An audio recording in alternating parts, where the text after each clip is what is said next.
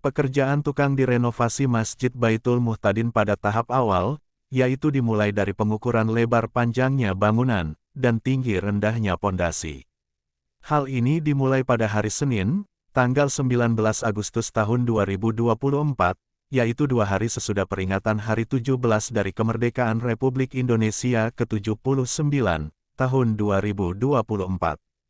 Metode pengukuran pondasi sangat jauh berbeda dengan tukang-tukang setempat, alasannya arsitektur dari renovasi Masjid Baitul Muhtadin ini, yaitu Bapak Sunakin, agar tidak mudah berubah, dari ukuran yang sudah ditetapkan. Hal ini bendahara masjid sangat kagum melihatnya, karena tingginya pondasi masjid yang lama itu, tidak berubah, dengan tinggi 1,70 meter. Hal ini, arsitektur dari renovasi Masjid Baitul Muhtadin, malah menjadi sangat mudah pekerjaannya.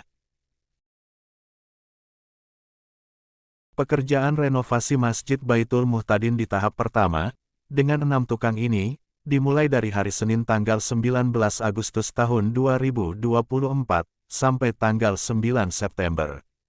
Dengan jumlah hari kerja 22 hari.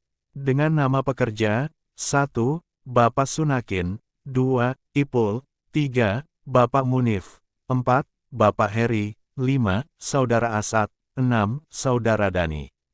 Sedangkan di tahap kedua, 35 hari, yaitu dimulai dari hari Kamis tanggal 19 September sampai tanggal 22 Oktober dengan kerja lembur mengecor dak atas, atau lantai atas. Dengan 4 tukang, yaitu, 1. Bapak Sunakin, 2. Bapak Soleh, 3. Bapak Hari, 4. Saudara Dani.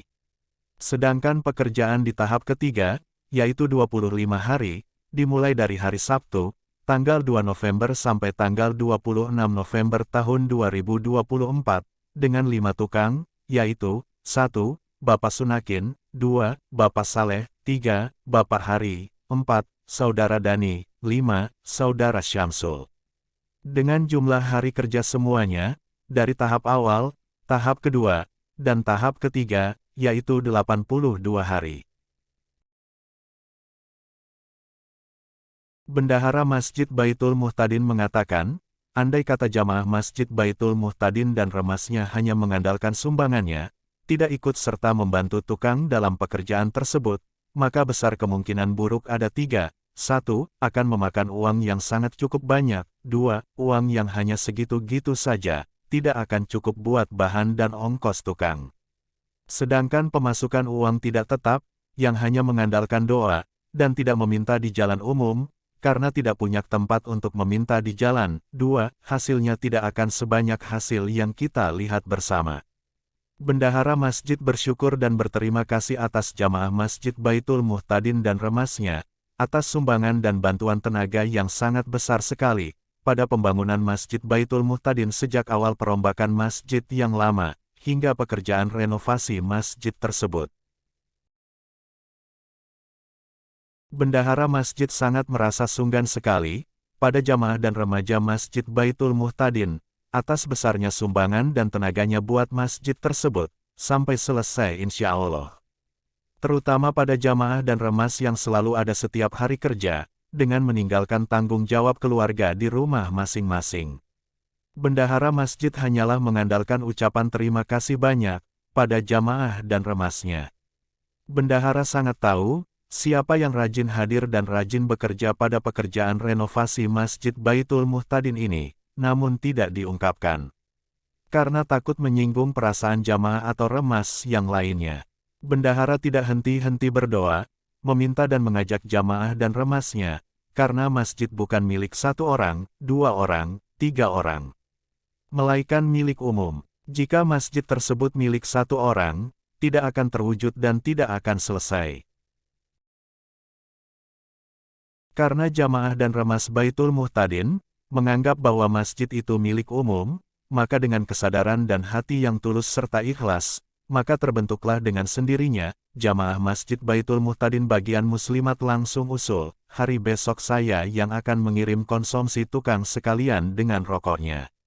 Kata yang lainnya, saya sudah kemarin yang daftar ngirim tukang, kamu lebih dulu saya yang daftar ngirim tukang, maka sebagian muslimat, menunjukkan Paini dan Taufik suaminya itu, dibentuk penerima pendaftar pengiriman tukang pembangunan masjid, sekalian dengan rokoknya, karena kiriman tukang seringkali benturan karena tidak ada yang mengatur.